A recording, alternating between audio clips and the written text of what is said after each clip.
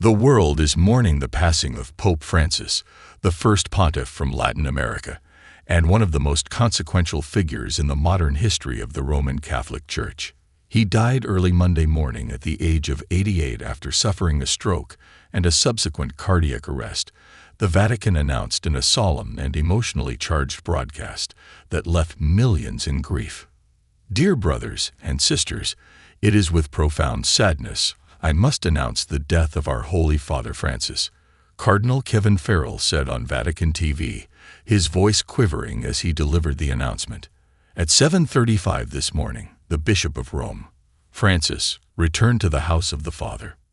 His Holiness passed away in his private residence at the Vatican, surrounded by close aides and medical staff. Dr. Andrea Arcangeli, the Vatican's chief physician, stated on the official death certificate that Pope Francis died due to complications from a stroke and irreversible cardiovascular arrest. The report also confirmed that the Pope fell into a coma prior to his death and never regained consciousness. Despite recent health concerns, including a bout of double pneumonia earlier this year, the news of his sudden passing came as a shock to many. Just 8 days earlier, Pope Francis had appeared in public for Easter Sunday celebrations in St. Peter's Square. Seated in the open-air Popemobile, he smiled and waved to tens of thousands of faithful who had gathered to see him. His appearance had been seen as a reassuring sign that his health was improving after a lengthy 38-day hospital stay. In a poignant Easter message, which was read aloud by an aide as he looked on from the balcony of St. Peter's Basilica, the pontiff called for peace in conflict zones and once again appealed for an immediate ceasefire in Gaza, reaffirming his enduring commitment to social justice, human rights, and peace, even in his final public moments. A transformative pontificate. Born Jorge Mario Bergoglio in Buenos Aires, Argentina, on December 17, 1936, Pope Francis became the 266th pontiff of the Roman Catholic Church in March 2013, succeeding Pope Benedict XVI, who had resigned due to declining health. He was the first pope from the Americas, the first Jesuit pope, and the first non-European pontiff in over 1,200 years. His election marked a turning point for the Catholic Church, which had been grappling with internal scandals, declining attendance in the West, and criticism for being out of touch with the modern world. Francis brought a breath of fresh air into the institution, emphasizing humility, compassion, and inclusivity. He chose the papal name Francis in honor of Saint Francis of Assisi, reflecting his dedication to the poor, the environment, and the marginalized. Nicknamed the Pope of the Poor, Francis made headlines for rejecting the traditional luxuries associated with the papacy. He chose to live in the modest Vatican guesthouse rather than the grand apostolic palace, and often rode in a simple Ford Focus rather than the papal limousine. His emphasis on servant leadership and concern for social justice inspired millions. Throughout his reign, Pope Francis advocated for the downtrodden and took bold stances on issues ranging from climate change to economic inequality. He released groundbreaking encyclicals such as Laudato Si, which called on world leaders to take action against global warming and protect the planet for future generations.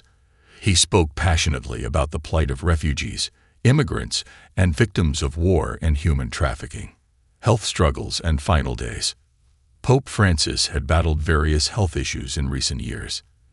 In addition to the recent case of double pneumonia, he had been living with high blood pressure and diabetes for decades. These chronic conditions had contributed to his gradual decline, although he remained mentally sharp and spiritually engaged until the end. In late March, he was discharged from the Vatican's Gemelli Hospital after a 38-day stay where he had received intensive treatment for pneumonia and other related complications. While his appearance at Easter seemed promising, insiders noted that he remained frail and dependent on assistance for mobility. His final week was marked by quiet reflection, limited meetings, and prayers with his closest advisors. On the morning of his death, aides found him unresponsive and summoned emergency medical personnel. Despite their efforts, he succumbed to his condition shortly after falling into a coma. His body will be moved to St. Peter's Basilica on Wednesday morning, where the faithful from around the world will be able to pay their last respects. Global reactions and mourning. News of the Pope's death reverberated across the globe, sparking an outpouring of grief and tributes from leaders, religious figures, and ordinary people alike. U.S. President Donald Trump confirmed he would attend the funeral, which is expected to take place between Friday and Sunday. A wave of dignitaries and heads of state from around the world are expected to travel to Rome to honor the late pontiff, making the funeral one of the most significant global religious gatherings in recent memory. France's native Argentina declared a week of national mourning, with President Javier Milei calling him a son of our land who brought Argentina to the world stage in the name of peace. Neighboring Brazil followed suit, declaring 7 days of mourning in recognition of his impact on the region and the wider world. The Pope of the poor has left us, the Pope of the marginalized, said George Garcia Curva, the Archbishop of Buenos Aires, and a former protege of Francis. He taught us to listen with our hearts, to walk humbly, and to care for the last among us.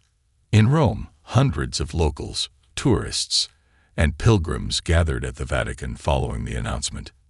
Many knelt in prayer, some openly weeping.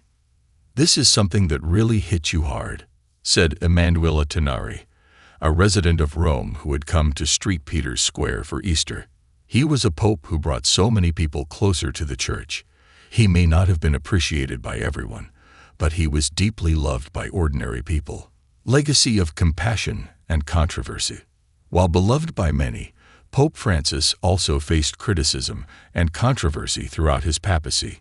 His push for reform, particularly in addressing sexual abuse within the church, improving transparency in Vatican finances, and advocating for greater inclusion of women and LGBTQ individuals, met resistance from conservative factions within the clergy.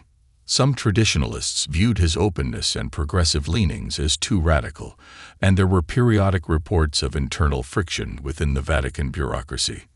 Nonetheless, his commitment to dialogue, reconciliation, and reform never wavered.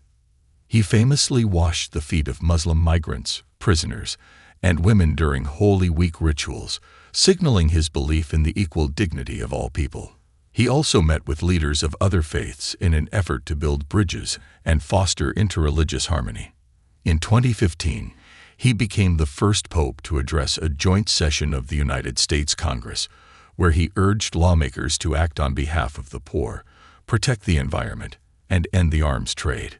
Pope Francis also initiated the Synod on Synodality, a multi-year process aimed at fostering greater consultation and inclusivity in church decision-making.